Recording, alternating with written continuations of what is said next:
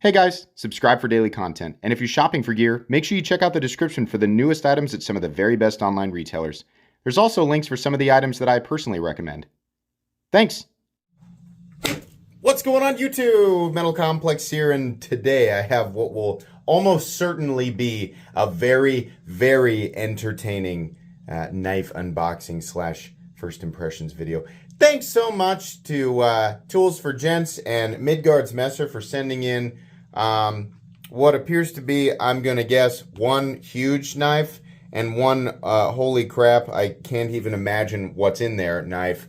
But if there's something, if there are items that I can actually link, I will link them right down below so you guys can check them out if you want to at Tools for Gents. It does help my channel when you use those links, but that's entirely up to you.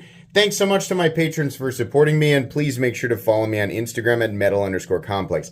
I did get them out of the box, but I have not taken them out of the pouches yet. I like to save that for you guys. First one here. What do we have? Oh boy. Oh goodness gracious. That is wonderful. We have the new...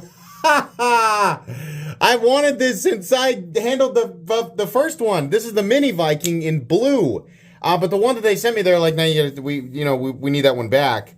Now I have my own. So this is a monstrously overbuilt knife in terms of like the materials. Here's the thing. So I have the God, this is so cool.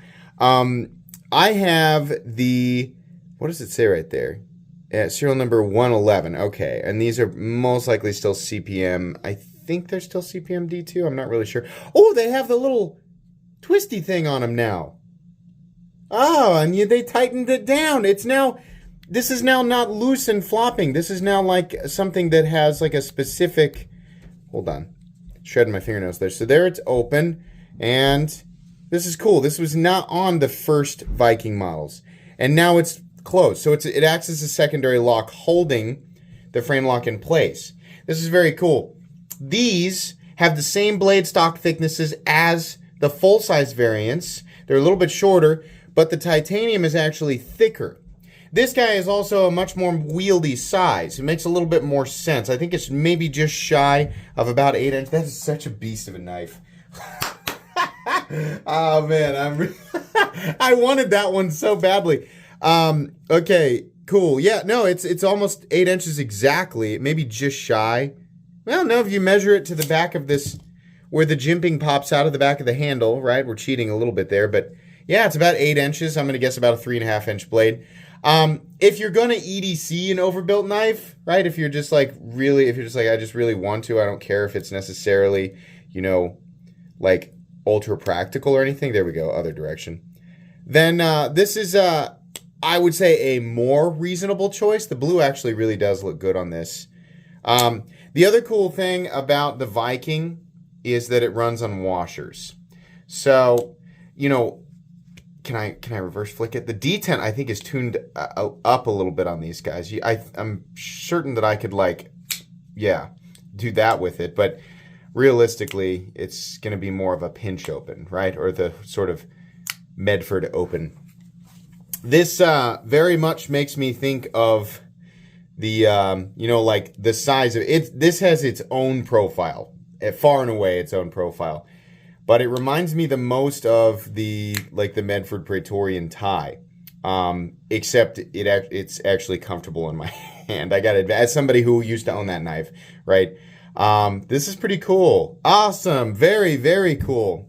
It is technically a little bit different. It might get its own video, but I'm really happy to have checked this one out.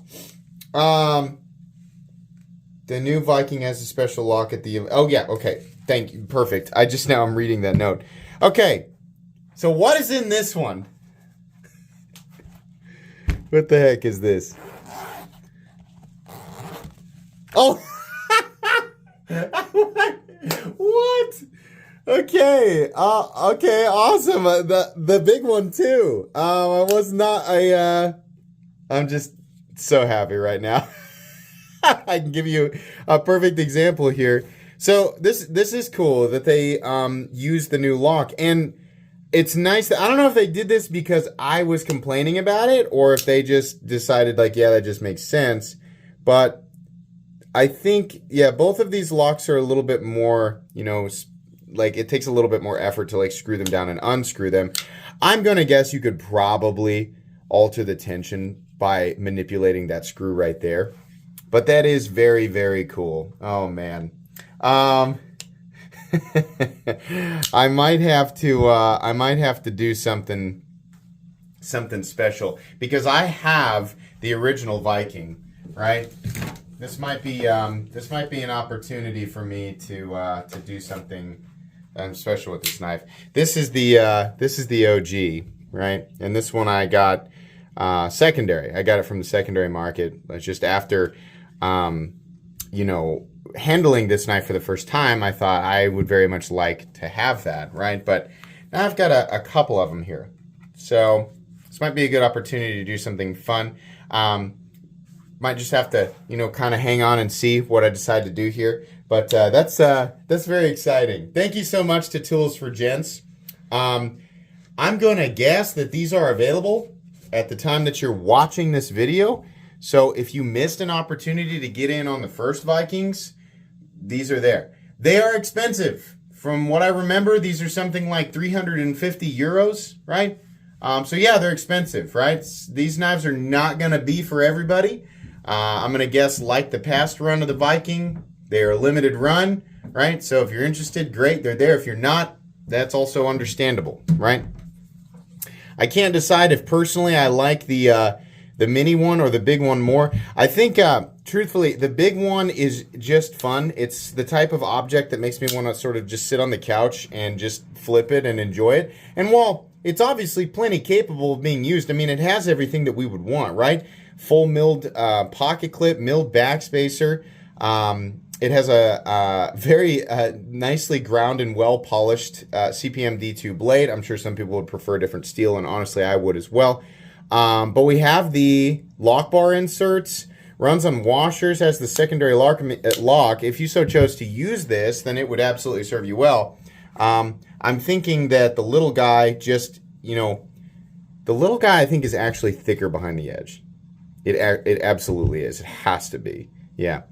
But in terms of like compact and easy to carry-ness, right? I think maybe this guy would be the easier choice to actually carry. Very cool though. This was a fun one. This is the type of unboxing that just puts a smile on my face. And to demonstrate, you can see here the little guy. Yeah, is the tie actually thicker? It is. It is. It has to be. Yeah. The titanium on the little guy is thicker than it is on the big guy. I mean, I guess that kind of makes sense, right? These are just wild, man. These are absolutely wild. All right. Thanks so much to Tools for Gents for sending these freaking monsters in for me to take a look at.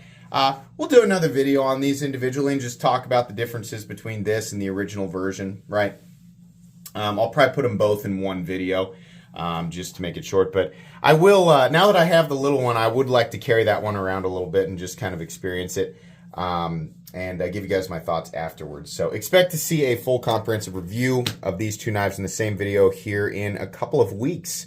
Please make sure to follow me on Instagram at metal_complex. If you enjoyed this video, leave a like. If you'd like to check out my other content, I do, of course, have lots of videos of knives that are either expensive or inexpensive that I do or don't like. So check those out. And if you enjoy all my content, go ahead and click on that Metal Complex logo right there and subscribe because there's definitely more coming. Thanks again for watching, everybody, and have a great day.